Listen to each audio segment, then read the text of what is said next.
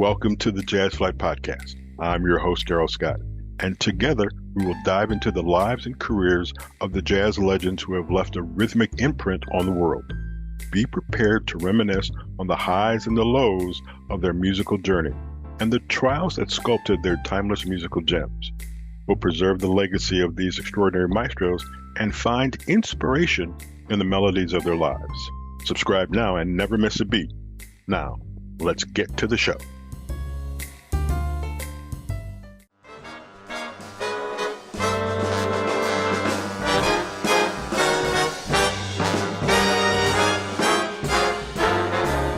Let someone start believing in you. Let him hold out his hand. Let him touch you and watch what happens when someone who can look in your eyes and see into your heart. Let him find you and watch what happens. Welcome to the Jazz Flyte Podcast. I am Darrell Scott. Hi, everybody. I want to talk to you about a young lady. We're the same age. I want to talk to you about a young lady who has shared the stage with the late Harry Belafonte, Bob James, Regina Bell, just to name a few. And if you have ever attended the Tri-C Jazz Fest, you probably have seen her because she is the winner of the Tri-C Jazz Legend Award. Welcome, Evelyn Wright. Evelyn, welcome to the Jazz Flyte Podcast. How are you today? I'm good, Darrell. How are you? Good to see you. I am fine. I have been a fan for years. Oh, thank you. We have missed opportunities to see each other, and we've passed by and things like that. So this is really a treat for me. But here's my first question: how long have you been singing? Well, I started right out of high school, so I would say over 40 years plus. Yeah. Now, what created the love of singing? We'll talk about just singing first. Why? Go ahead. Yeah, why it started, well, my dad was a lover of music, and he loved Sam Cooke. So every Sunday morning, the whole family had to listen to Sam Cooke records. And I think that's the genesis of how things started. Mm-hmm. And then he also was the hairdresser to the stars here in Cleveland. He would do all the Temptations hair, Four Tops, the Leo's Casino era. Right, yeah. He would do that. And he grew up with two of the members they were friends from the Temptations, Eddie Kendricks and Paul Williams.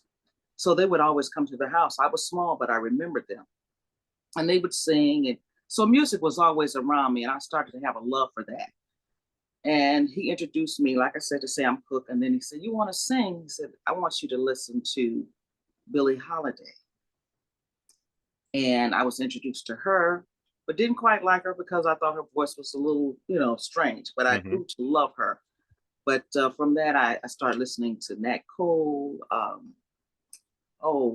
so many jazz artists. And I think that was the beginning of when I wanted to start to do this.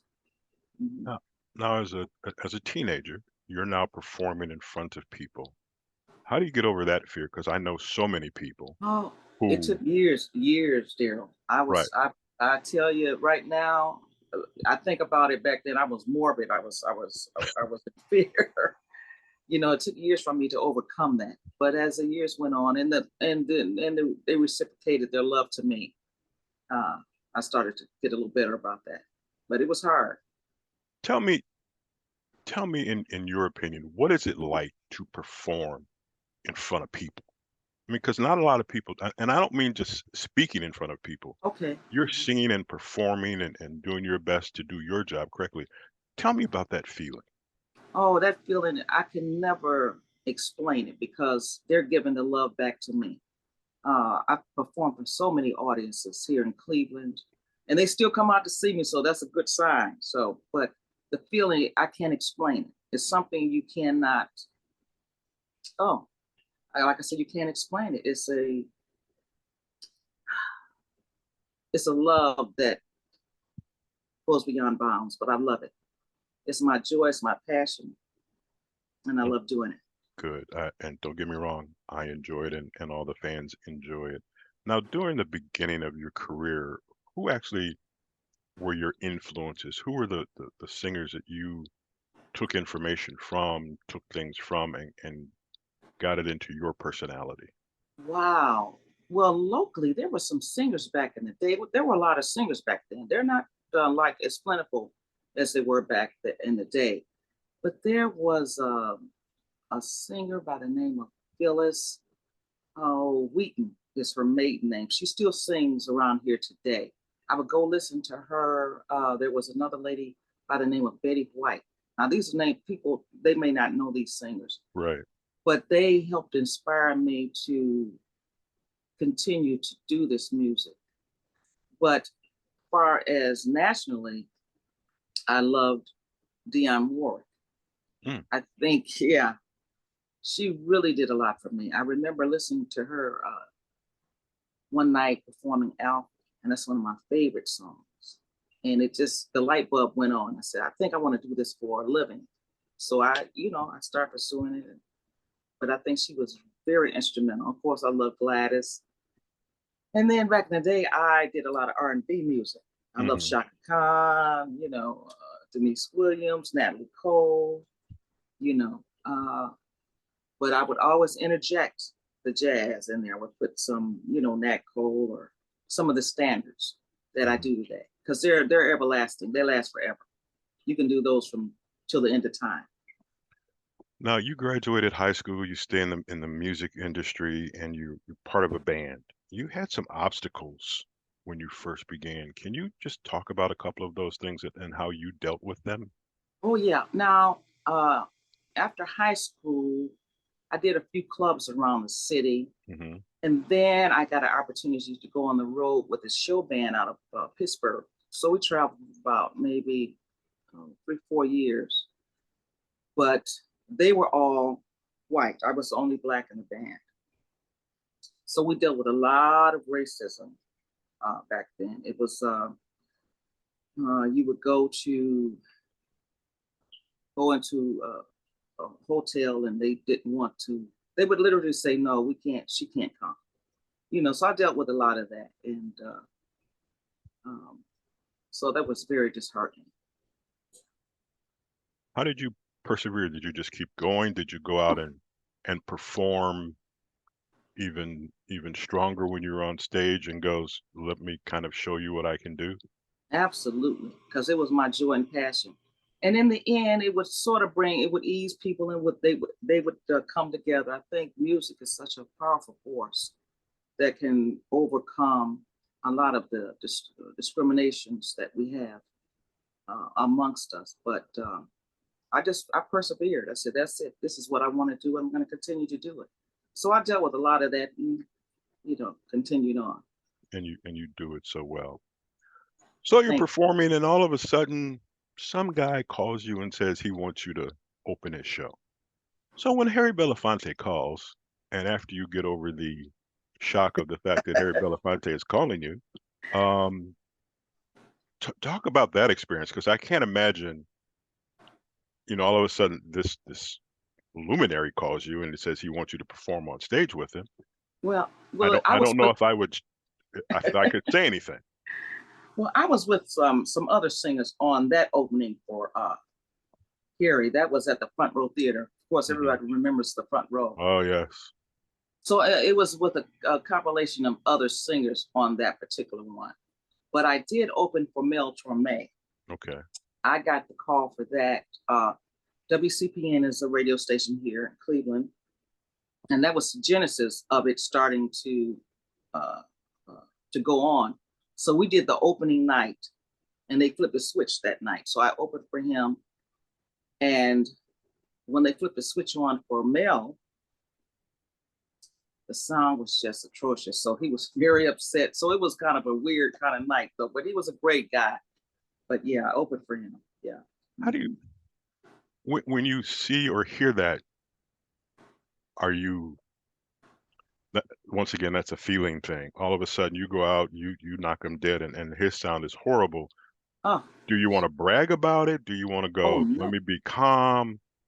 What is it you do in that case? Oh, I want to be calm, because I felt so bad for him. Because, I mean, this is an icon, Mel Torme, and he was livid that night. But no, there's no glee or joy in that at all. No. So you go on to Tri-C Community College. Mm-hmm. You do your thing there, and then all of a sudden, once they begin to start the Tri-C Jazz Fest, once again, you get a phone call, and they want you to be there. So what's it like graduating from the college, and then all of a sudden them calling you back to say, we want you to be a part of this Jazz Fest? Oh, that was so heartfelt, because I loved Tri-C, and I still do. I shouldn't say, I love that college. It was so warm and inviting, and for many years there was a women in jazz. Yeah, they would do this. Yeah, every year, and it would be at different churches here in the city. I'm trying to remember. I think it was at Mount Zion Church.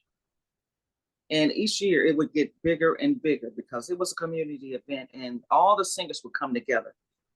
Because back then everyone was working, so no one got a chance to see each other. So that was a time that we all got together and had a good time. But yeah, that was an event they did, but they don't do that anymore. I wish they would bring that back, But I've been involved with a lot of the, I would perform each year for Jazz Fest. I've worked with the Ernie Kripke Big Band also there. And also the Cleveland Jazz Orchestra. I've been with them almost 15, 16 years. How did that relationship start? Well, you know what? There was the leader of the Cleveland Jazz Orchestra. His name is Jack Shantz. And I used to perform with some guys out at Swingles on the Lake. Used to do a jazz brunch out there every Sunday. And sometimes he played with us. And I guess that's when we really got introduced to one another. And he invited me to maybe join the band and, work with them. And that's how it started. And that had to have been back in, 2006, I think, something like that. But it's been a wonderful collaboration. I love working with them. The thing that gets me is I've always wondered, why do you think people call you to perform with them? I hope it's because I don't know. I don't know. But I get a lot of references. People call me. I hope my record speaks for itself, and I'm easy to work with. I'm not difficult, so hopefully that's some of the reasons. And I think that's what it is. You have a tremendous reputation. You're very good at what you do. They know they can count on you. And it's just one of those things where if I'm going to go out and do this, let me get this list of names. I don't need a list of names. I'm just going directly to her. Wow. I think that has a lot to do with it, just because of how you sing, how you perform, how you do you. Yeah, I hope so. And I've always opened my stage to other artists. I've always been welcoming to the younger generation, to get them, to be exposed.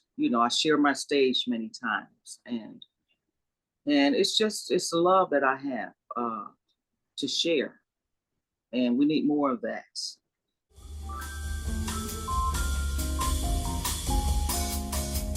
Why are my eyes always full of this vision of you?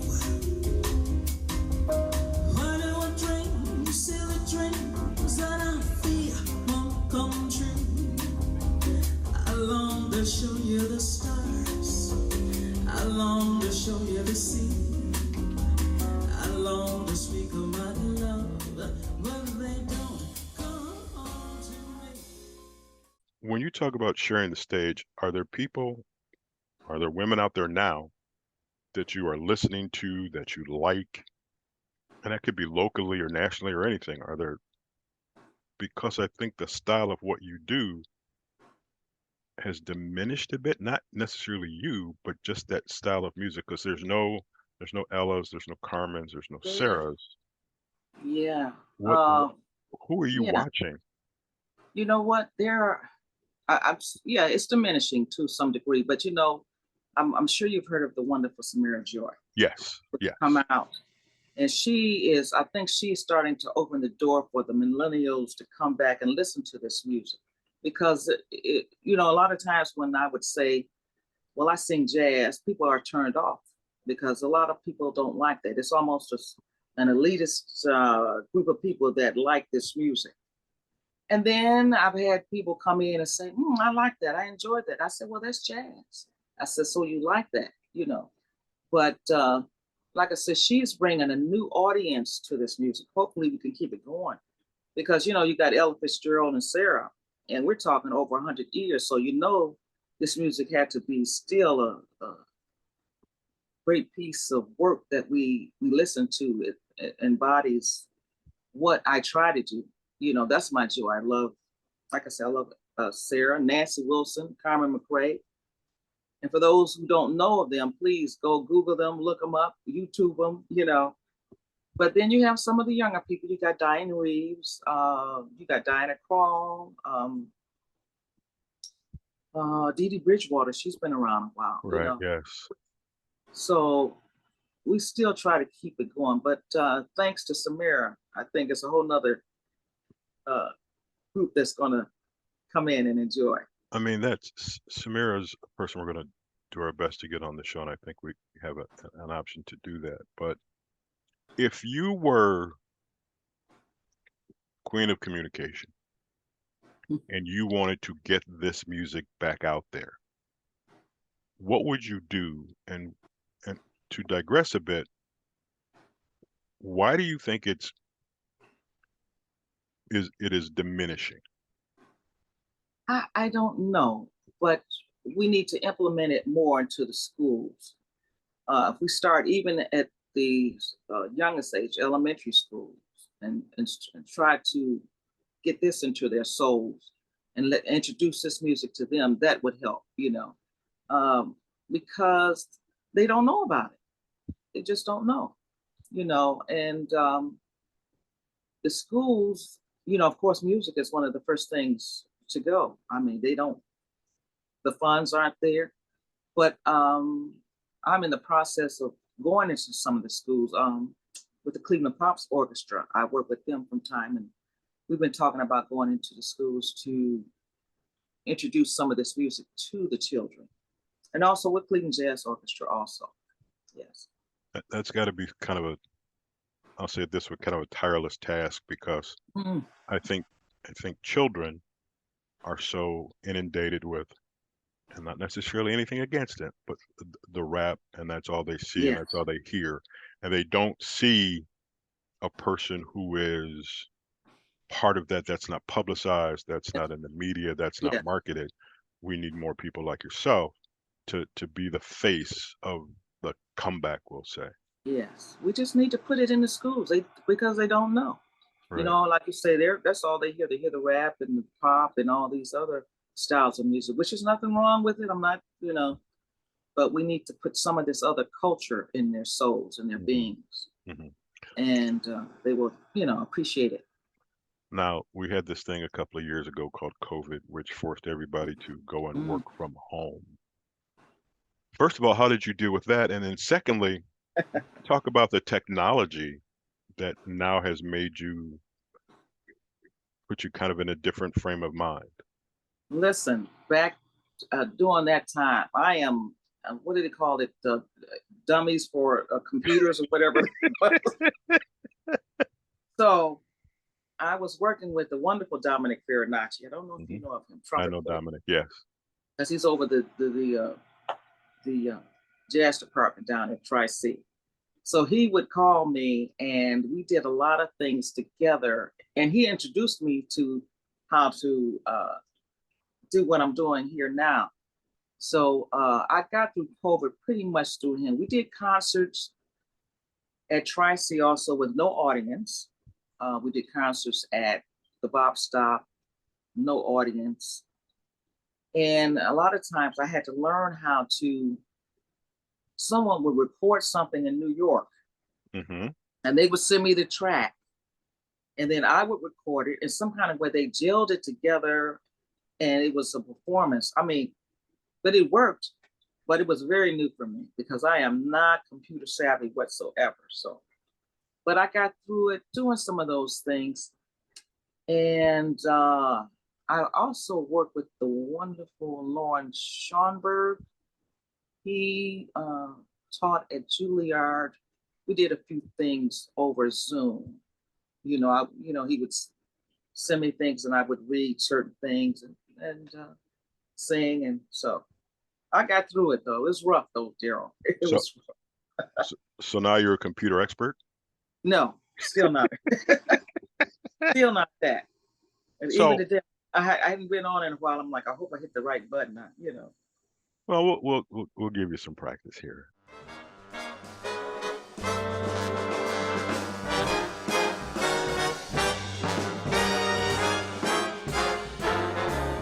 Let someone start believing in you. Let him hold out his hand. Let him touch you and watch what happens when someone who can look in your eyes and see into your heart. Let him find you and watch what happens. So you're in a room by yourself, microphone, and you have to sing to a track, and Yep. there's no audience. No. How do you get the feeling that there are people here? You really just have to dig deep. I know there was one piece I remember we had to do. It was a Nina Simone piece. And it was written by Dr. Billy Taylor. I wish I knew how it would feel to be free. Mm-hmm. So, but the guy who played piano, John Thomas, yeah. But he played it so beautifully, and so I got inspired. And when they gelled it together, it was wonderful. Matter of fact, the sister of Dr. Taylor heard it, the writer of the song, Mm-hmm. and she called Dominic and told her how wonderful it was, and that restilled my heart to know that. She said, I think this is the way he wanted it to be performed. So that was an honor. If I had to describe your style, it's only my opinion, it's just me. Okay. Number one, I think it's expressive. I think it's passionate. It's sultry. Would you agree or disagree? And how did you come up with this style? Well, I would agree humbly, but I think this music should come from the heart. I mean, technicalities are great. All that's fine. But once you implement the heart and soul into what you're singing, I think that connects more to the audience and they feel it more. But I just came up through it, I guess life, let me put that in there. You go through life and deal with a lot of issues, Mm-hmm. And it comes through the music, I tell you. It's called growing up, getting older, I think that has a lot to do with it. Yeah. Saying that the getting older part, you're not getting older. When you started out compared to now, how do you think you've changed? Well, I've changed. Unfortunately, I've lost a lot of my range. Not much, but I have, because the voice gets older, gets more tired, a little more worn, tattered, torn. But I think I have come to a place of me, Back then, everybody was trying to emulate a lot of artists, that's the growth periods, you go through a lot of that. But I think you find yourself a little bit more as you get older. And I think that's the difference. It's funny, and I don't know if I can find this. I'd love to see and hear some of your earlier performances and then compare them to now. That would be I think it would be interesting, but I also think it would be fun to hear your Yeah. growth Mm. and what you have become. Um, all right, so I'm going to say it this way: we're somewhat friends. We know a lot about each other.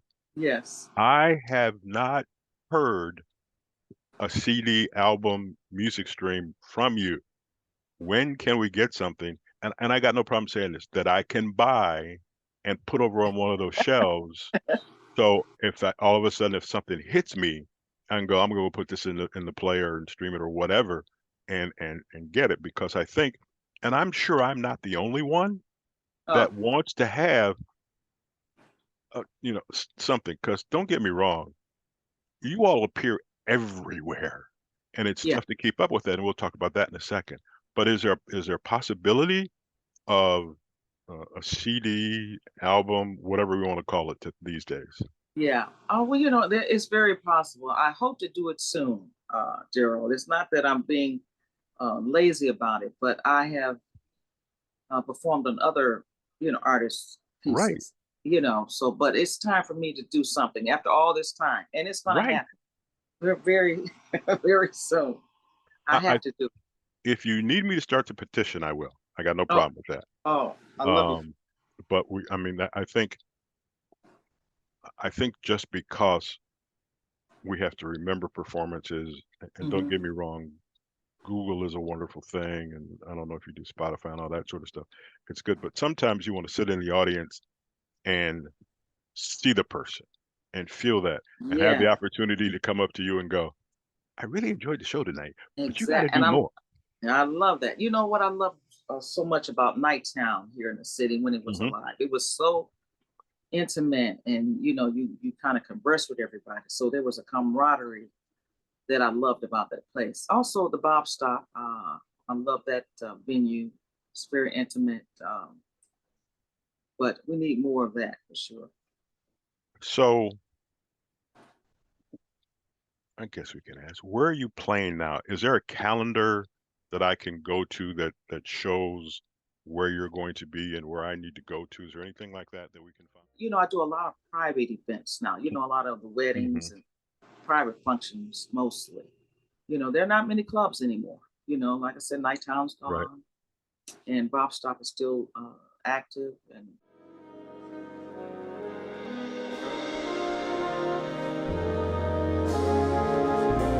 When somebody loves you, it's no good unless he loves you. Oh, the way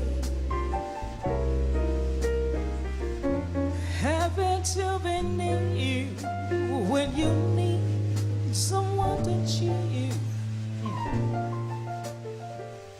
All the way. So if you had the opportunity to give advice to younger folks, mm, what would that advice be? oh wow. Well, introduce themselves to the music. Explore it. Don't say, "Oh, I don't like that." You never know. Because I love all styles of music, all genres. I appreciate a lot of the music. But if they would just listen and invest in it, uh, go see other artists, because there are a lot of things. Like I said, there's community events. Do that. Uh, Mostly, yeah, just be open to it, uh, because it's wonderful music. That's why it's lasted so long Right. as compared to other styles. You have had wonderful bands backing you up. Mm, We're going to play a fantasy game here now, okay? okay. If you could choose a band to play behind you, anybody, doesn't Wow. matter, locally, nationally, it does not matter. If you Wow. could go, this is what I want, and you don't have to name them all, name a few people that you would love to perform with on stage who are the musicians in your band. Oh wow. Is it John Clayton Hamilton? His orchestra. Hmm. I would love to work with him. That would be just exemplary. Um, But it's a lot of local artists here. Like, I've been working with Dr. Dave Thomas for many, many years. I know Dave. Yeah. Of course, Joe Hunter. But there's some good artists here. But Clayton Hamilton Orchestra, that would be a dream. Wow. One other thing to go with that. Not that I'm trying to produce your next CD, not that I'm trying to do that. But if you were to do a duet with anybody, male, female, doesn't matter, who would you like to do a duet with? Well, my bucket list was Tony Bennett. Mm-hmm. That's gone. I truly miss it. But a duet, that would be, wow. That's a tough one there. Oh, I'm stumped, Darrell. That's the goal of every interview I have, is trying to stump the guest. Well, you stumped me on that one. Wow. And then on the other end of it, and I do this with certain artists, wherever the theater is, front row, Palace, wherever, Hollywood Bowl, doesn't matter. You have front row, center stage. You can sit there. Who's on stage that you are watching that you would enjoy? You're not singing. This is a time for Evelyn Wright to enjoy the music. And you can put anybody on stage. Who would it be? Living or doesn't matter. Living or dead, doesn't matter. Nancy Wilson.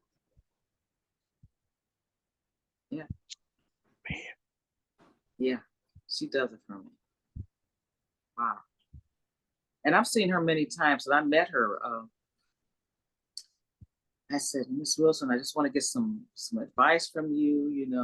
What do I need to do? She said, oh, no, baby. She grabbed my hand. She said, no, you just go on stage. You're going to be all right. You're okay. You're good. Once you start singing, she was so engaging and wonderful.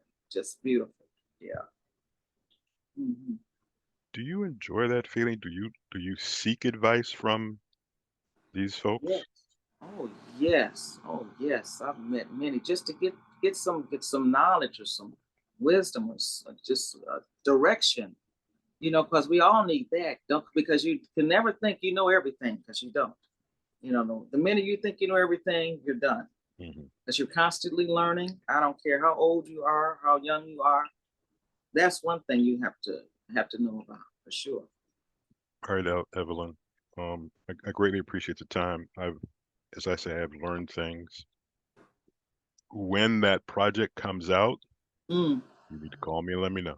Listen, you'll be the first to know. Because the other thing I want to do is have you back on, and we can talk about the process of creating that project. Because I can't imagine, whether it's new stuff or whether or not you're going back and redoing classics, I can't imagine that library is like 3 songs. I got to imagine that library that you have to pull from is 1,000 songs. Oh, so my God, tons. The other thing would be interesting would be to see what you have chosen to put on your project. Yeah, because I've been thinking about that. I've been thinking about some things I used to do back in the day. I wanted to bring back and just maybe recreate a little bit and introduce people to some of this. And they weren't all jazz standards. There were some nice things back that you can bring back. That has some substance and to it. Okay. We will look for that. Make sure I'm on the mailing list. Okay. Evelyn Wright, jazz vocalist. You're just. It is such a pleasure to talk to you. It's such a pleasure to just to find out things and how you think and feel about different things and how you're going to educate the young folks and bring this music back into the forefront. I greatly appreciate it. Thank you for the time. Thank you, Darrell. You ain't gotten rid of me. Let me tell you that right now. Okay. I have ways to contact you, and if I see something or hear something, I'm gonna get a hold of you. Thank you so much. All right. Thank you. You've been listening to the Jazz Flyte Podcast. Evelyn, once again, thank you very much.